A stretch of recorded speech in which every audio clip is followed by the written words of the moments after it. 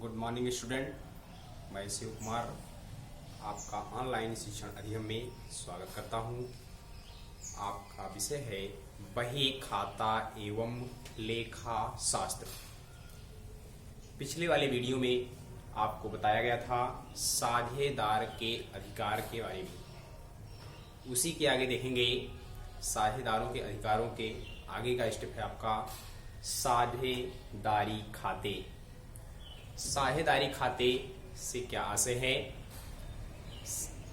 जिस प्रकार से एकाकी व्यापार में खाते जिस प्रकार से खोले जाते हैं, दोहरा लेखा प्रणाली का प्रयोग किया जाता है नियमों का, उसी के अनुरूप ही साझेदारी में भी दोहरा लेखा प्रणाली का प्रयोग किया जाता है। इसमें प्रत्येक साझेदार, जितने भी साझेदार होंगे, सभी साझेदारों का पृथक पृथक अर्थात अलग अलग पूंजी खाता, ऋण खाता एवं आहरण खाता खोला जाता है। इसमें आएंगे साझेदारों के पूंजी खाते। साझेदारों के पूंजी खातों में इसे दो भागों में बांटा गया है। पहला है आपका अस्थाई या स्थिर पूंजी पद्धति।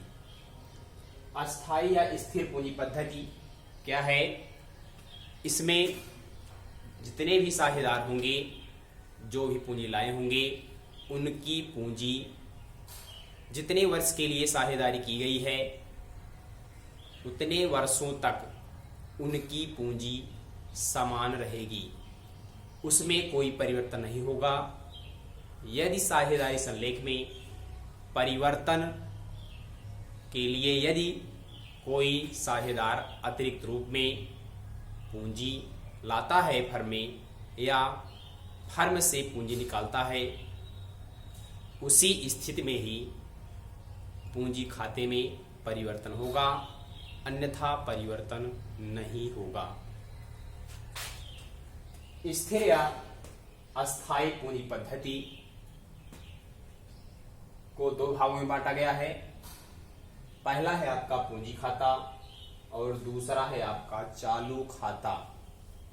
पूंजी खाते में साझेदारों द्वारा लाई गई पूंजी को प्रदर्शित किया जाता है तथा उसकी पूंजी की राशि को जब तक साझेदारी चलती है तब तक समान रूप में ही रहता है। उसके बाद आएंगे, दूसरा है आपका चालू खाता। चालू खाते में साझेदारों द्वारा लाई गई पूंजी पर ब्याज का लेखा किया जाता है।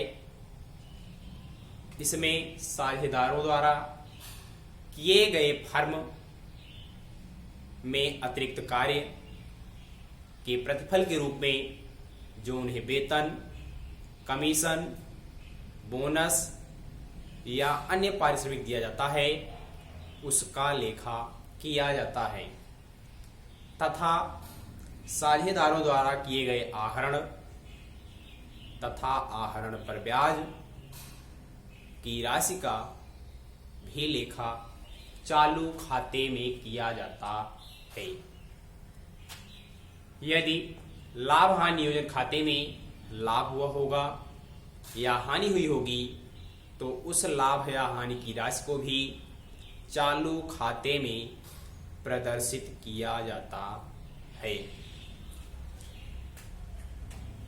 उसके बाद दूसरा है आपका परिवर्तनशील या चल पूंजी। साझेदारी संलेख में जब परिवर्तनशील या चल पूंजी का उल्लेख होगा, तब उस स्थिति में केवल एक ही खाता खोला जाता है, साझेदारों की पूंजी खाते। उसके पूंजी खाते में प्रत्येक वर्ष परिवर्तन होता रहता है। पूंजी खाते में परिवर्तनशील पूंजी खाते पद्धति में साझेदारों के पूंजी खाते का शेष प्रदर्शित किया जाता है तथा साझेदारों द्वारा लाई गई पूंजी पर ब्याज को प्रदर्शित किया जाता है तथा साझेदारों द्वारा साझेदारी फर्म में किए गए अतिरिक्त कार्य के प्रतिफल के रूप में उन्हें वेतन जो दिया जाएगा, वेतन, कमीशन, बोनस या अन्य पारिश्रमिक को भी इसमें प्रदर्शित किया जाता है। साझेदारों द्वारा किए गए आहरण तथा आहरित राशि पर ब्याज की गणना भी पूंजी खाते में किया जाता है। लाभ हानि नियोजन खाते पर यदि लाभ हुआ है या हानि हुई है उसको भी पूंजी खाते में प्रदर्शित किया जाता है। आगे आएंगे, सबसे पहले इसमें आपका खाता खोला गया साझेदारों का पूंजी खाता।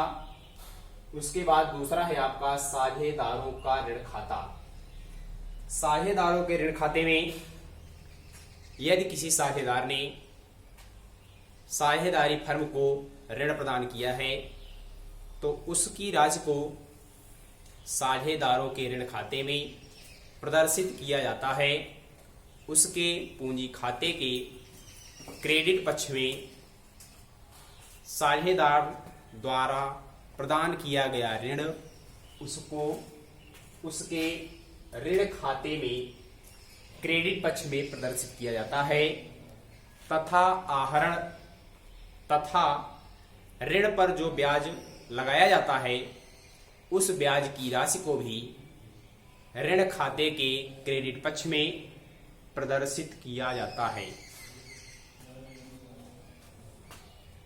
यदि साझेदारी संलेख में ऋण पर ब्याज की दर का उल्लेख न किया गया हो तब उस स्थिति में 6% की दर से ऋण की राशि पर ब्याज दिया जाता है। उसके बाद अगला है आपका लाभ हानि का विभाजन। तीसरा है आपका साझेदार का आहरण खाता। साझेदार का आहरण खाता साझेदारी फर्म में जितने भी साझेदार हैं, मान लेते हैं ये आपकी साझेदारी संस्था है,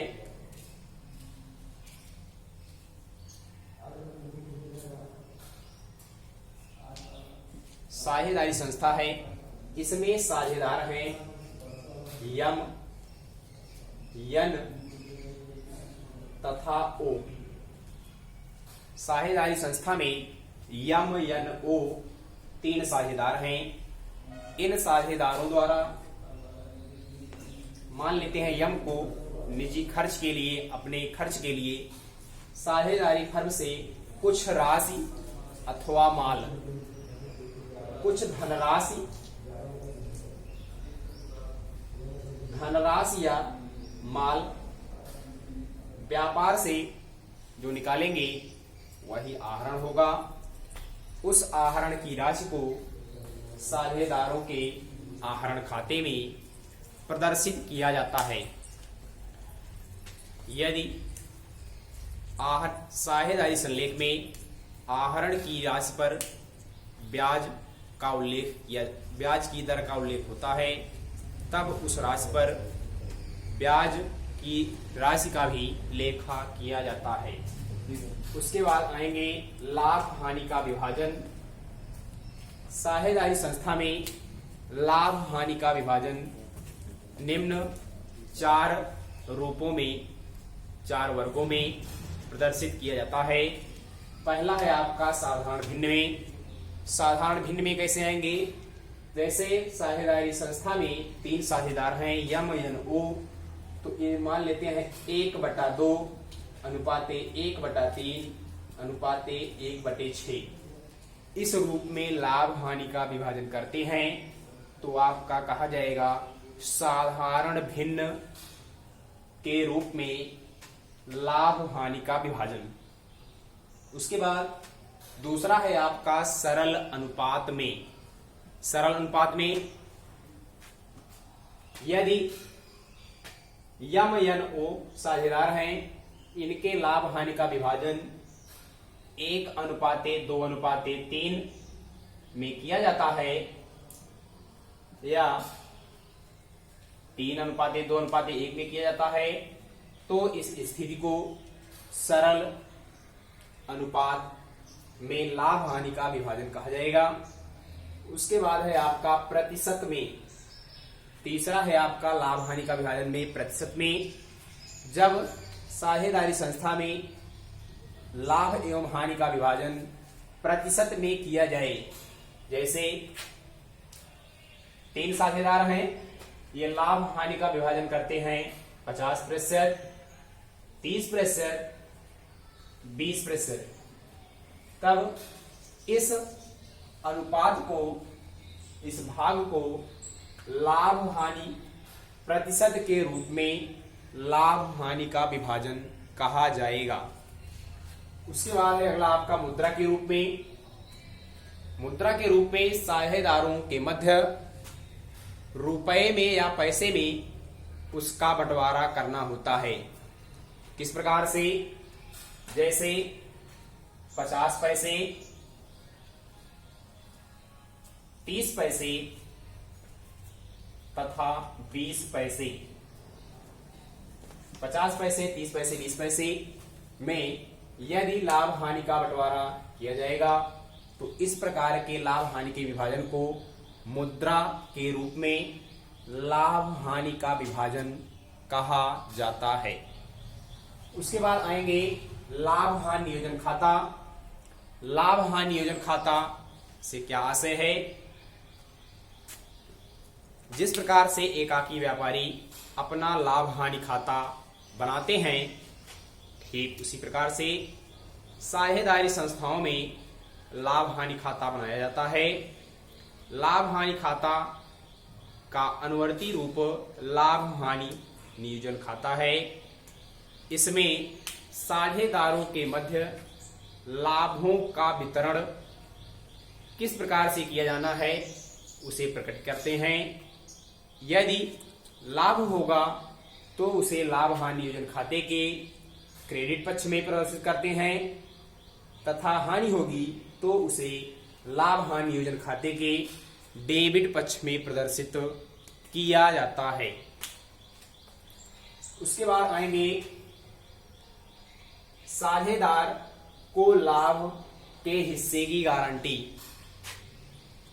यदि किसी साझेदारी संस्था में जितने भी साझेदार हैं वे किसी नए साझेदार को प्रवेश कराना चाहते हैं तो उसे एक गारंटी दी जाती है कि आपको इतने का लाभ प्रदान किया जाएगा। यह गारंटी 2 प्रकार से होगी। जैसे साझेदारी संस्था में यम, यन वो 3 साझेदार हैं तथा ये जेड को इसमें प्रवेश कराना चाहते हैं और जेड को प्रवेश कराना चाहते हैं तो इसको जेड को यह गारंटी देते हैं कि आपको एक निश्चित भाग का लाभ आपको प्राप्त होगा। यह गारंटी आपकी जो होगी 2 प्रकार की होगी। गारंटी 2 प्रकार की होगी। पहला है आपका फर्म द्वारा दी गई गारंटी। यदि किसी साझेदार को फर्म द्वारा गारंटी प्रदान की जाती है तो तब उस स्थिति में वर्ष के अंत में लाभ की राशि में से जितनी राशि की गारंटी नए साझेदार को प्रदान की गई है उतनी राशि का भुगतान उसको करने के पश्चात जितनी राशि बचती है उस राशि को अन्य साझेदारों में वितरित किया जाता है। दूसरा है आपका किसी साझेदार द्वारा गारंटी। यदि किसी साझेदार द्वारा किसी अन्य साझेदार को गारंटी प्रदान की जाती है तब उस स्थिति में उसके गारंटी प्रदान करने पर उसका दायित्व हो जाता है कि उसे एक निश्चित रूप में लाभ प्रदान किया जाए। जैसे मान लेते हैं यम ने गारंटी लिया है जेड को कि आपको 8,000 रुपए लाभ प्रदान किया जाएगा। यदि संस्था में 40,000 रुपए का लाभ होता है, तो मान लेते हैं MNO या MNOZ का लाभ हानि अनुपात हो जाता है आपका 5:3:2:3:2:2:1 3:2:5:2:7:1:8 ये अनुपात हो जाता है। निकालते हैं जेड का भाग। जेड का भाग निकालेंगे लाभ में, तो 40,000 गुणे 1/8, 8 से काटेंगे 5,000 रुपए होगा। तो जेड का भाग आ रहा है 5,000 रुपए, परंतु गारंटी प्राप्त किया है जेड ने यम से। अब 8,000 रुपए की राशि जेड को प्राप्त होना है। जितनी भी राशि कम होगी वह राशि यम से प्राप्त करेगा। यम का भाग निकालेंगे। यम का भाग आएगा लाभ में 40,000 गुणे 3/8, 8×5 40, 5,000, 5×3 15। यम के हिस्से का लाभ प्राप्त हुआ 15,000। अब 15,000 में से यम जेड को 3,000 रुपए इसमें से देगा। 3,000 रुपए यम अपने हिस्से से देगा, तो यम को लाभ प्राप्त होगा 12,000 तथा जेड 5,000 प्राप्त किया हुआ है भाग से, इसको 3,000 रुपए ओ से प्राप्त हो रहा है, यम से प्राप्त हो रहा है, तो इसकी राशि हो गई 8,000 रुपए। यह आपका कहलाएगा किसी साझेदार द्वारा दी गई गारंटी। आज यहीं तक, धन्यवाद। कल इसके आगे बताया जाएगा।